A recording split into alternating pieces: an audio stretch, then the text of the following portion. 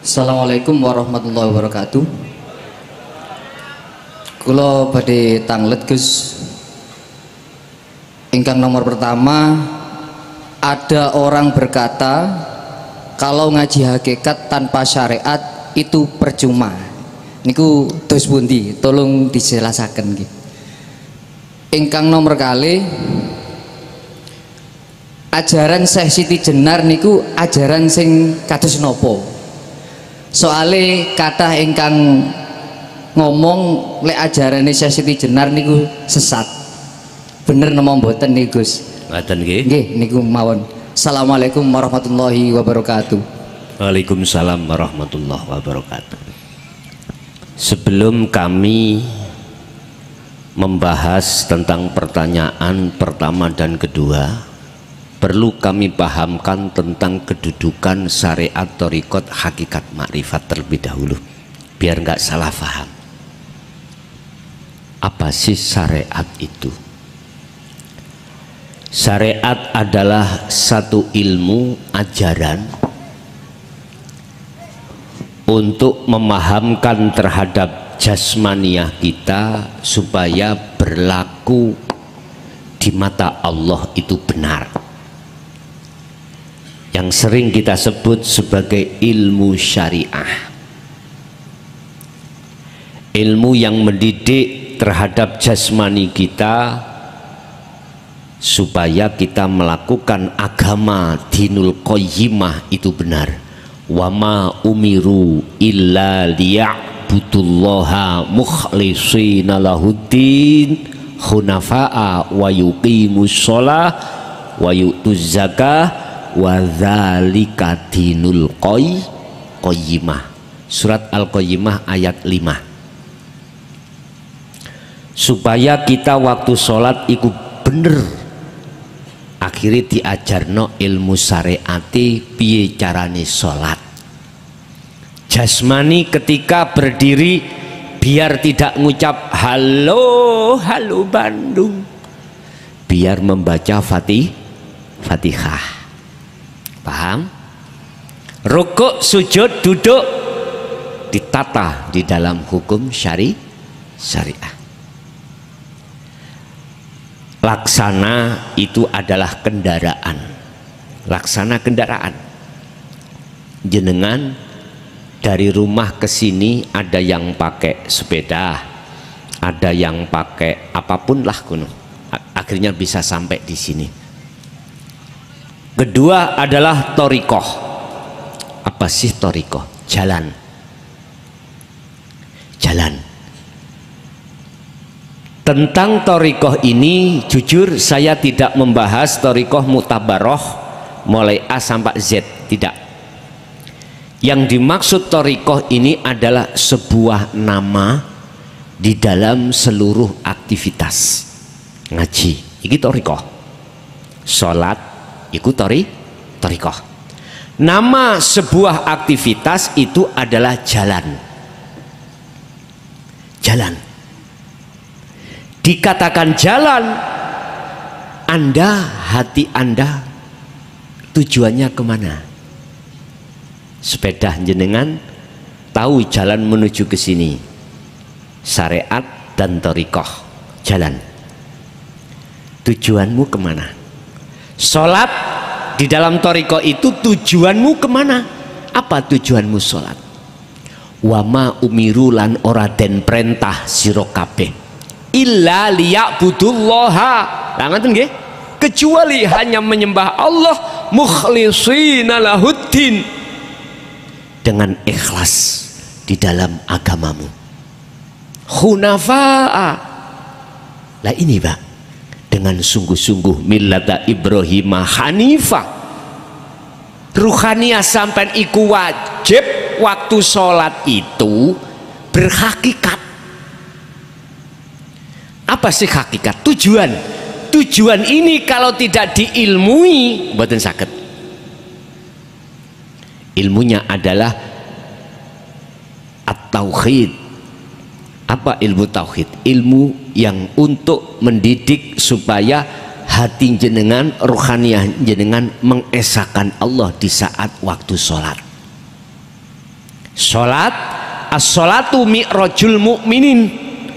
Sholat yang disiapkan oleh Allah terhadap kita semata-mata untuk menyembah dan bertemu Allah. Mi'rajul mu'minin, sebagai mi'raj ketemu Allah. Berhubung kita, ruhaniyah kita tidak diajarkan dinul haq, dinul tauhid, hakikatnya ini loh keliru. Mohon maaf ya, tujuan kita itu keliru. Kok saya katakan keliru? Wong depan itu lillahi ta'ala, usolli fadol maghribi, terakhir lillahi, iku kan ning lesan. Ruhaniyah kita, hati kita kemana? Jujur Pak, dalam hati kita, walaupun gak jujur atau jujur, Allah ngerti. Sebab innallaha ya'lamu ma fi sudur. Ati awak dewi mbujuk utawa enggak, tetap Allah tahu. Jujur hati ini, waktu sholat kami tidak bisa ketemu Allah, tidak bisa ingat Allah, balik justru kita teringat terhadap urusan-urusan dunia ini. Karena tidak kita ajarkan hakikat terhadap ruhaniyah kita. Betul. Tujuan kita sholat adalah menyembah dan bertemu Allah. Caranya bagaimana? Ikuti kakek moyangnya Kanjeng Nabi. Kanjeng Nabi meniru kakek moyangnya, yaitu Nabiullah Ibrahim alaihis salam. Itu tertuang di dalam surah Al-An'am ayat 79. Dibuka ayat 79 Al-An'am. Bagaimana itu? Nabi Ibrahim ruhaniyahnya itu betul-betul makrifat pada Allah. Bagaimana caranya? Dan ini sering sampean baca, tapi entah sampean ngerti apa enggak maksudnya. Setelah jenengan takbiratul ikram, disunahkan membaca doa iftitah. Kabira walhamdulillahi katsira. Lah ngoten nggih, lan sak piturute akhire dilebokno ayat Al-An'am ayat 79. Inni wajjahtu wajhiya. Sak temene ku hadapkan wajah ruhku wajhiya terhadap wajah Allah. Inilah namanya robitoh di dalam thariqah. Menghadapkan wajahnya ruh jenengan iki terhadap wajah Allah. Ini loh dulur, lewat rasa sambungen rohmu dengan rasa terhadap urip ning awak sampean. Sifate Allah lilladzi fataras samawati wal ard. Dialah zat hidup yang menciptakan, yang menguasai, yang menggerakkan jagat langit dan bumi. Jagat langit adalah ruhaniyah, jagat bumi adalah jasmaniyah. Hanifan, olehnya kamu menghadap dengan sungguh-sungguh. Kalau sudah masuk di wilayah ini, bagaimana ayat berikutnya? Wa ma ana minal musyrikin. Nabi Ibrahim itu sekarang sudah bukan termasuk golongan orang yang menyekutukan Allah. Itulah bentuk jenengan melepaskan keakuan diri makhluk pada saat sholat. Pasti akan muncul keakuannya Allah. La ilaha illa ana. Buka di dalam surah Toha ayat 14. Innani sak temeni ingsun, ana yo ingsun, iku Allahu Allah. La ilaha illa ana, tidak ada Tuhan yang wajib disembah kecuali aku. Fa'budni, sembahlah aku. Wa aqimis shalah, dan tegakkanlah shalah lidzikri, semata-mata teringat mengingat aku. Bisa. Terus pertanyaannya, ada orang belajar belajar hakikat tanpa syariat iku tak jawab iya dan tidak. Bingung Gus ngetutno ngaji sampean iya dan tidak. Ngeten lho. Dalam pandangan syariat iya, karena tidak melakukan hukum syariat. Tapi pandangan kacamata hakikat, pandangan Allah tidak, karena wama umiru illa liya'budullaha wa qala aidan wama khalaqtul jinna wal insa illa liya'budun. Yang kembali kepada Allah adalah ruh. Paham? Secara kacamata hakikat iki mboten sesat. Tek kacamata syariat, oleh karena jenengan ninggalno syariat gara-gara belajar ilmu hakikat iku makanya saya jawab iya dan tidak. Paham? Makanya saya didapuk oleh Gusti Allah sistem wasilun, sistem di mana syariat jalan, hakikat merealisasikan syariat. Siji ambek sistem majedubun lho Pak, sistem jadab wis syariat radoyan sama sekali. Akhirnya kita orang syariat saja mesti mengatakan sesat. Saya memakai sistem wasilun, di mana Kanjeng Nabi juga tengriku, di mana sistem menjaga jasmani hukum syariat, rohani menjaga hukum hakikat, keseimbangan di antara dua hukum. Makanya saya jawabnya adalah iya dan tidak. Sekarang bagaimana ajaran Syekh Siti Jenar? Jos iki Pak, pertanyaan nih. Umumnya mulai saat dulu sampai kita belum detik-detik dikasih paham, siapapun kita mesti mengatakan karena dawuh ini. Aku duduk Siti Jenar, aku iki Allah. Lah ngoten nggih? Wis. Sebetulnya Bapak Ibu, bukan perkarane makhluk Siti Jenar ngaku-ngaku Allah, bukan. Kemakhlukan dari Siti Jenar itu sudah nafi. Nyun sewu Pak, niki kelengkeng ya. Oke, kelengkeng. Umpama kelengkeng iki kula tutupi kopiah, ketinggal mboten? Gak ketinggal, jelas. Tatkala hati sampean masih ada selain Allah, jangan harap hati sampean tahu nyatanya Allah. Kesimpulannya di situ. Sampean tak kabari iki lho Allah. Pak, jeruk kupeluk ini ada kelengkeng. Di sini ada dua golongan. Wa minhum man hadallah wa minhum man haqqat minadh-dhalalah. Satu sisi ada orang yang percaya, satu sisi ada yang tidak.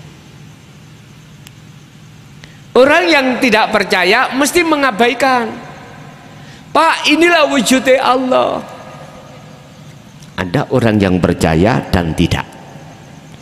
Ketika Kanjeng Nabi menyampaikan ajaran beliau di tengah-tengah umat, jangan dianggap mayoritas dia itu percaya. Wa aktsaruhum la yu'minun. Kebanyakan mereka itu menolak. Bagaimana di tengah-tengah kaum kafir Quraisy Mekah sampai Abu Jahal, Abu Lahab merencanakan untuk membunuh Rasulullah. Akhirnya disitulah asbabun nuzulnya Allah menurunkan ayatnya hijrah dari Mekah ke Madinah. Akhirnya terkenal kaum muhajirin yang menolong kaum Ansor. Jenengan yang percaya, akhirnya Pak dibuka kopiah ini. Ayo, sapa sing ngomong ati sampean yakin iku onde-onde Gus? Ada? Gak ada. Kalau sudah nyata hakul basyirah, ati sampean iku proses lewat ainul basyirah ketemu Allah. Gak iso Pak sampean ngomong sing nyolong jeruk mang si A makhluk mboten saged. Sing agawe ning kuno mung Gusti iku ning ati sampean. Beliau Syekh Siti Jenar sudah kefanaan keakuan dirinya, akhirnya kebenaran di dalam keluar, aku Allah, innani anallah. Tapi jangan anggap iku yang bicara Siti Jenar. Ketika kita tidak paham melihat makhluknya, mesti beriman menuduh Siti Jenar yang berbicara. Tapi bagi mereka yang paham, tidak akan mengatakan iku Siti Jenar makhluk yang bisa bicara. Yang bisa bicara adalah Allah. Buka di dalam sifat wajibnya Allah 20 mulai wujud sampai mutakaliman. Di situ ada sifat ma'ani, kalam. Apa kalam? Ucapan. Yang prosesnya dari nafas, nufus, anfus, tanafus gabung dari papat menjadi empat, menjadi sebutan kalam. Itu menjadi sifat wajibnya Allah. Berarti kalam apapun itu adalah sifat wajibnya Allah. Lah sifat wajibnya manusia lawannya kalam, bisu. Sesungguhnya manusia itu tidak bisa berucap. Oleh karena Allah bertajali terhadap manusianya itu, nurullah itulah, seakan-akan kita manusia itu bisa berkata, bisa berbicara. Tinggal kita melihatnya dari mana. Lihatlah Allah di dalam hatimu, lihatlah makhluk di dalam mata dohirmu. Inilah syariat sampai makrifat lengkap. Saya katakan ajaran beliau wahdatul wujud itu miturut kacamata hakikat benar. Miturut kacamata syariat, nggih mohon maaf, salah. Karena yang memandang itu adalah orang-orang syariat. Terus ben bener karo iku piye? Inilah kenetralan dalam dua sisi. Ngeten carane netral. Allah mengizinkan terhadap si Siti Jenar untuk mengatakan aku Allah. Manakala Siti Jenar tidak diizinkan Allah mengatakan aku Allah, bisa Siti Jenar ngomong? Nggak bisa. Dong napa mboten? Nek sik ngeluh, sik tinggal rokokan sik. Nyantai mawon ngaji niki, gak iso dipaksa, la ikraha fiddin. Nggak boleh ada paksaan. Nyantai mawon. Jadi menurut saya pandangan hakikat benar.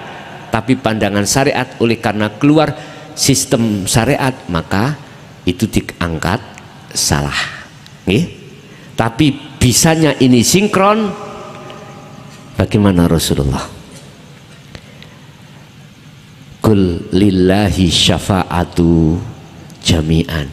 Katakan Muhammad, syafaat itu bukan dari kamu. Syafaat itu bukan milikmu. Katakan Muhammad. Akhirnya dikatakan oleh Rasulullah, lillahi syafa'atu jami'an. Sesungguhnya syafaat itu mutlak milik Allah sendiri semuanya. Adanya di Muhammad karena Allah mengizini bertajali pada Muhammad. Akhirnya seakan-akan Rasulullah itu yang memberikan syafaat. Oleh sebab itu, wahai saudaraku yang di syariat, naiklah ke thariqah. Wahai saudaraku yang sudah di thariqah, naiklah ke hakikat, kenalilah la ilaha illa anta. Wahai saudaraku yang ada di hakikat, lekaslah kau ke makrifat la ilaha illa ana. Lengkap sudah. Inilah pengikut Rasulullah secara sempurna. Inilah dinul qayyimah, agama yang mengesahkan, mengajarkan keesaan pada Tuhannya. Inilah dinul qayyimah, agama yang lurus, agama yang benar. Yang saya tanyakan adalah di dalam berzikir sirul asror, baik menggunakan syu'aul basyirah maupun ainul basyirah maupun hakul basyirah, di situ Gus, di dalam kita mengerjakan maka timbullah dalam hati sanubari saya adalah timbul yang namanya cinta di situ Gus, yaitu uhibbu ilallah, ataupun di dalam bahasa lain I love to Allah. Lah, di dalam pernyataan di situ ada seorang mengejar cinta. Cinta itu meskipun gunung setinggi apapun akan saya daki, lautan selebar apapun akan saya seberangi demi cinta. Tapi ini cintanya kepada Allah Gus. Lah, bagaimana caranya kita mengarungi hambatan-hambatan tersebut, geronjalan-geronjalan tersebut, bisa yang saya cintai itu bisa menjawab saya juga mencintaimu. Itu yang nomor satu Gus. Yang nomor dua, setelah ada cinta di situ ada kekasih, yaitu Habibullah. Kalau dulu orang si A dengan si B mencintai, dulu pacarnya, sekarang menjadi suaminya karena mencapai kecintaannya itu. Dah, dari sisi cinta kepada Allah, bagaimana kita caranya memelihara cinta itu Gus, biar tidak pudar. Begitu Gus. Jadi sehingga kita menuju Habibullah. Tahap ketiga yaitu inna auliya Allah la khaufun alaihim wa la yahzanun. Dalam rangkaian itu Gus, bagaimana caranya kita mencapai itu? Nomor satu. Yang nomor dua, teringat kepada yang nomor dua, mutu kalau kau belal maut. Di situ saya terinspirasi dari lagunya Ebit di AG. Apakah alam mulai enggan selalu melihat tingkah kita yang selalu salah dan dosa-dosa? Saya punya inspirasi di situ. Apakah Allah itu mencabut roh itu karena apa? Atau roh itu terlepas sendiri dari jasadnya? Begitu Gus. Sampun. Sampun. Nggih. Wassalamualaikum warahmatullahi wabarakatuh. Waalaikumsalam warahmatullahi wabarakatuh. Kita di dunia ini pasti menghadapi berbagai persoalan. Bagaimana caranya hati kita itu tidak mudah terombang-ambing dengan persoalan. Langsung dibuktikan Allah pada hari ini tadi. Semua yang hadir gak kepingin ada gangguan seperti itu dah. Baik yang memegang sound system, ataupun jenengan sebagai pendengar, atau saya sebagai pembicara, gak mungkin sifat basariah pingin seperti ini. Tetapi Allah menguji langsung kita. Hati kita lari kemana? Kalau lari kepada Allah, pasti tidak ada yang kita salahkan, betul? Terus bagaimana hati kita bisa konsekuensi di situ? Buka dalam surat Al-Insan 2526. Wadhkur isma rabbika bukrata wa asila wa minal laili fasjud lahu fasabbihu lailan tawila. 24 jam dalam satu hari satu malam, gunakan hatimu selalu ingat zikir terhadap Allah. Iku caranya. Istilah jenengan iku, tingginya gunung akan kudaki, lebarnya laut akan ku seberangi. Di situ gak mudah, berat memang awalnya Pak. Soyo suwi soyo capek, berenang soyo suwi soyo capek. Kita naik gunung semakin lama semakin capek. Jangan melihat capeknya, depanmu ada anugerah yang kekal, yaitu cinta sejati. Nah, ketika itu sudah diraih, bagaimana itu tidak terlepas? Istilah bahasa laki dan perempuan, kita sudah akdun nikah. Bagaimana untuk menjaga kesucian cinta ini? Nah gitu toh. Kalau terhadap Allah, bagaimana cinta itu tidak terlepas? Masuklah di dalam surah Al-Baqarah ayat 256. Faqadistamsaka bil urwatil wuthqa lam fisama laha. Pegang teguh talinya ruh pada Allah. Gejoki rapet. Trek gandeng, nek gandengane pedot rantine ndasi nang Jakarta, gandengane ning Lumajang mboten.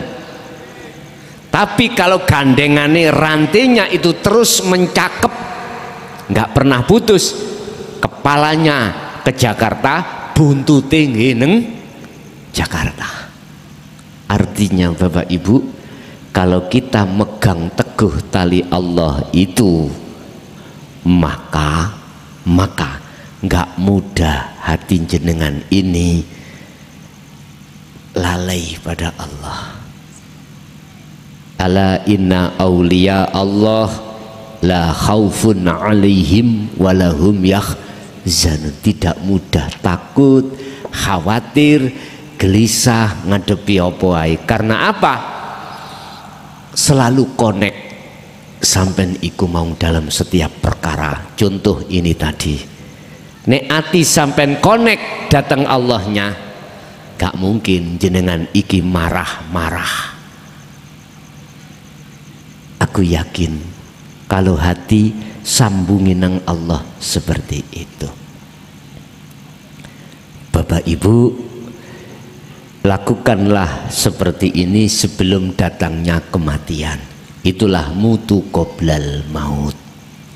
Siapa yang memegang ini, inilah yang Allah katakan dalam satu ayat, inna akramakum indallahi atqakum. Derajat yang paling luhur di sisi Allah adalah takwa. Takwa tidak hanya secara syar'i, maksudnya takwa secara hakiki. Apa takwanya?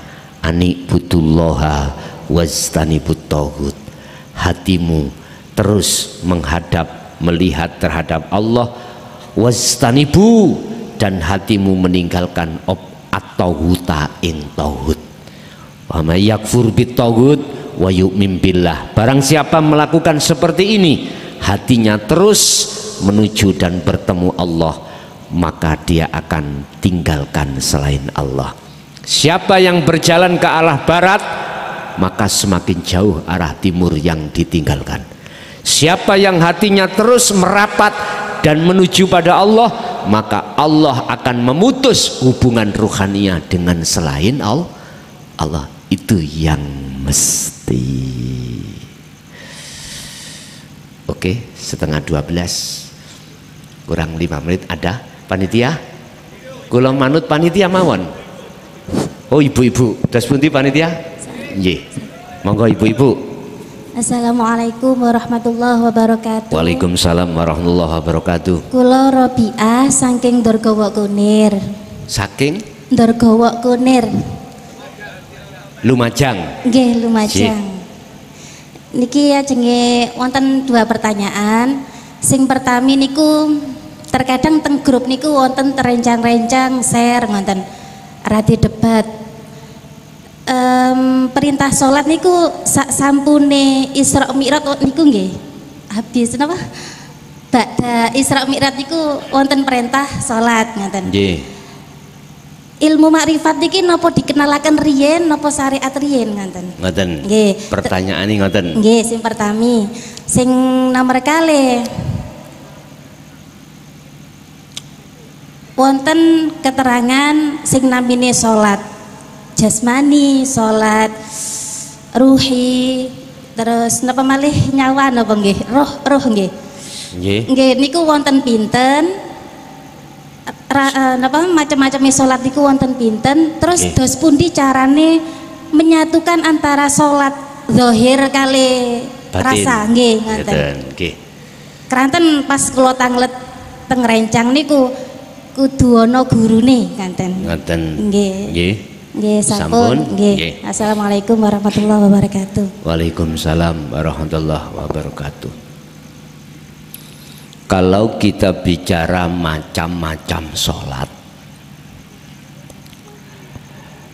berbagai macam-macam sholat miturut keimanan jenengan masing-masing. Yang jelas, kalau yang dimaksud sholat itu secara syariat datangnya setelah Isra Mi'raj. Ini tidak bisa diganggu gugat, nggak bisa diganggu gugat. Satu, kalau secara hakikat as-sholah ay ad-du'a. Ad-du'a ikut diartikan menghadap. Ud'uni madhepo sira ni ing ingsun. Kalau diartikan secara syariat, ud'uni jalu osiro, mintalah kamu sekalian terhadapku.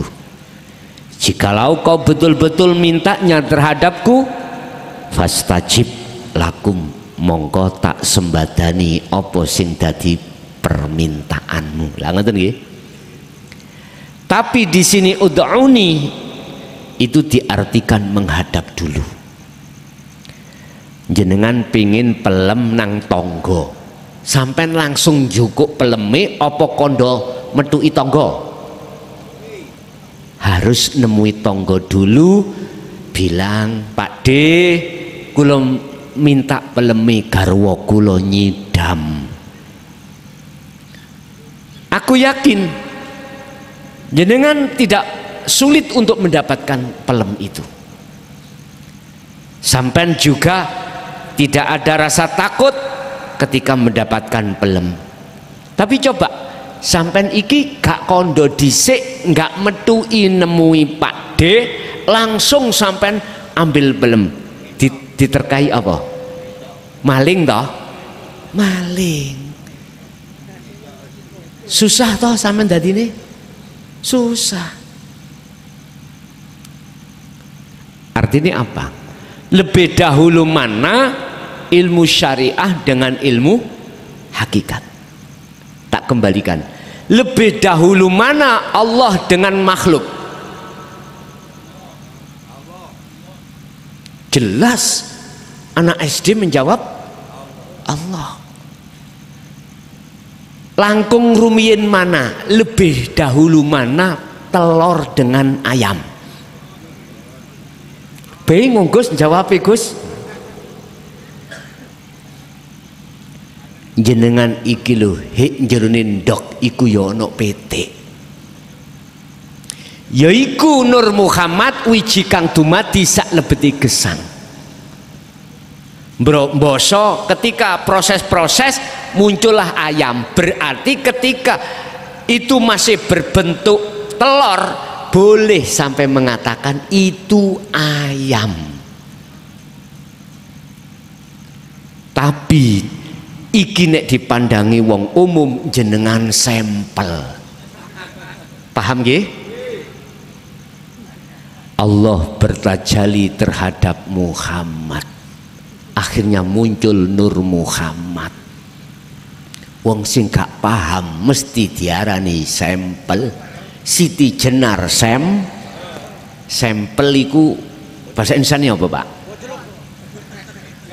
Edan. Sesat lah ngoten.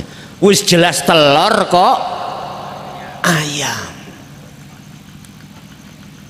Lebih dahulu dinul haq, dinul tauhid daripada agama sebelum agama sesudahnya. Iki ngomong agama. Kalau ajaran hakikat lebih dahulu ilmu tuwek ketimbang ilmu nom. Itulah makna jaya baru. Jaya adalah Allah, tidak pernah kalah. Itu ilmu-ilmu tentang tauhid. Baru, sesuatu yang baru datang, itulah ilmu syariat. Jujur, ini dikasih nama oleh Sunan Muria. Jujur, pondok saya itu jaya baru dikasih beliaunya. Jujur aja. Terus saya taskhehkan terhadap Mbah Fikih Kediri Sumbersari, akhirnya ditambahi cek gak nemen-nemen ketok eleke kayak ono Miftahul Ulum. Apa Miftahul Ulum? Kebukae piro-piro ilmu. Berarti neng jaya baru iku sing diutamakno adalah ilmu tauhid, merealisasikan ilmu syariah. Jujur Pak, dulu saya mulai tahun 95 sampai 2000 kami mengajarkan santri-santri itu ilmu dhahiriyah, ilmu syariat. Coro ilmu alatnya itu sampai Jawahirul Maknun, Jurumiyah, Amriti, Alfiyah, Jawahirul Maknun. Ketika masuk di dalam Jawahirul Maknun, opersneleng Gusti Allah langsung lerenono gantio saiki sing kok tuntun wong tuwek-tuwek. Ternyata ilmu tauhid ini sampai detik niki. Jadi kitab saya ringkes menjadi rong lemari. Tak ringkes tak lebokno lemari, ora tahu tak buka. Cuman gur tak ngamal gitu. Ngaten lho, paham nggih? Sebab jenengan kali kula niki wis arepe mate. Sing disiapno adalah perilaku ahwal ruhaniyah pada Allah. Urusan syariat sampean iki iso 80%, ya udah 20%. Sing penting hakikatmu berdiri di atas syariat. Ini sing 80%. Umpama jenengan wis tuwek ngene, mondok omane belajar ilmu alat. Sekarang Alfiyah, Jawahirul Maknun ya sak kentekan umur namanya. Sekarang jenengan noto ya apa sekiranya tambah cedek marek menyang Gusti Allah. Jadi tinggal pertanyaannya Bu, kalau itu secara hakikat luwih dhisik nyun sewu ilmu tuwek katimbang ilmu nom. Dasare luwih dahulu Allah katimbang makhluk. Mangkane pondok mboten baru jaya, diwalik jaya baru. WR Supratman sampeyan tingali lagu kebangsaan Indonesia tentang membangun. Mana yang dahulukan? Bangunlah jiwanya, bangunlah badannya. Iku termasuk Pak Hasyim Asy'ari, Syekh Hasyim Asy'ari Jombang niku gagas tentang lagu iki Pak. Cuman ningkunu terkenal WR Supratman, tapi taskheh sing gagas niki termasuk sila 1 sampai sila kelima adalah para masyayikh yang pada saat itu ilmu ketasawufannya itu sampai makrifat pada Allah. Mboten ngawur Pak. Ayo, ketuhanan yang Maha Esa. Ini kok gak dideleh nomor 5, kok diletakkan yang pertama. Siapapun Anda, menjadi pejabat apapun, kalau hatimu bertuhan, beresa, mengakadkan Allah, aku yakin tidak akan pernah ada korupsi. Karena apa? Karena hatimu sibuk untuk berzikir dateng Gusti.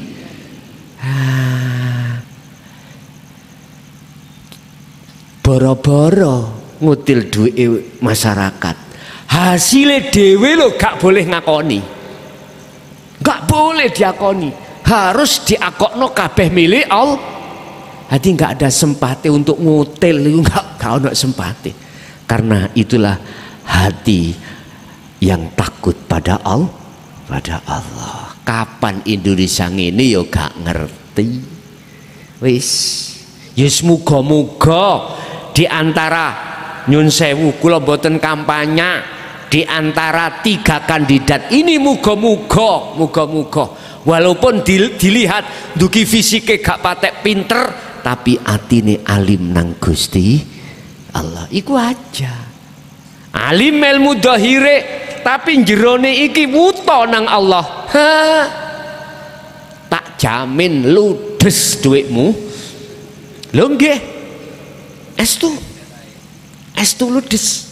Tapi kalau hatinya itu suci, sudah bertuhan betul-betul terhadap Tuhan yang Maha Esa, ketuhanan yang Maha Esa, masih sugih ya apa dheweke? Gak rumangsa sugih. Sing sugih Gusti Allah. Gak eman, Pak. Digawe acara koyok ngene gak eman. Gak eman. Akhirnya tadi saya baca dari panitia bantu 2 juta dan lain sebagainya. Gak eman. Iku nek wis hati bertauhid ya di situ. Nggih. Sampun Bu? Nggih. Panitia jam 12 kirang. Sampun. Ngapunten Gus nggih. Nggih. Ini badhe Pun ngapunten panitia sampun nyetop. Nyun sewu nek sampean pingin tangklet ning WA mawon. Kula nganut panitia. pengumuman Gus. Oh, pengumuman. Oh, hanya pengumuman. Terus bunti Pak Panitia? Pengumuman nih kok.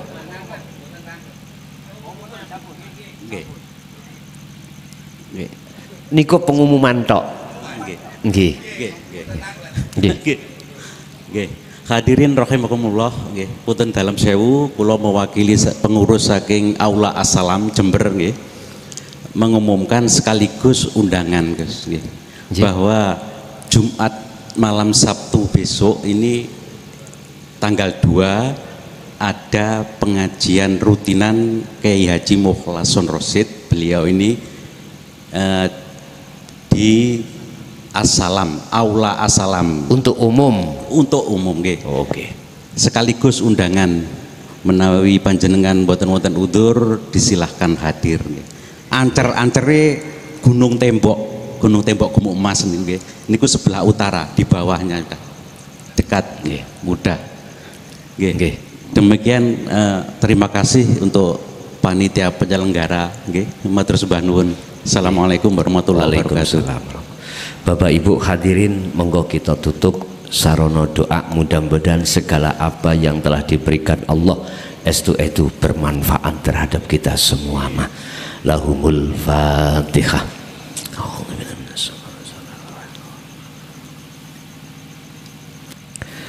Allahumma sholli wa sallim ala sayyidina Muhammad. Alhamdulillahirabbil alamin.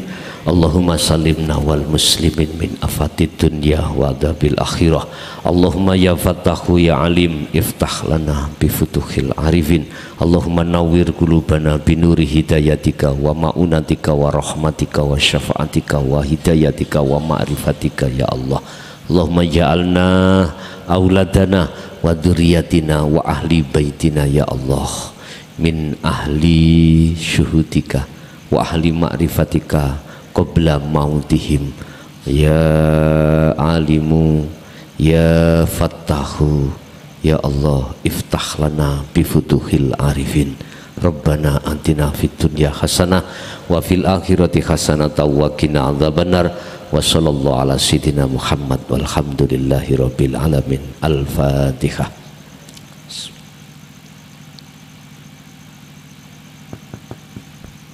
Awal sampai akhir mbok menawi kadah kekhilafan kula atas nama pribadi Mukhlason Rosid nyuwun agungi pangapunten. Akhirul kalam hadanallahu wa iyyakum wal afa minkum. Assalamualaikum warahmatullahi wabarakatuh.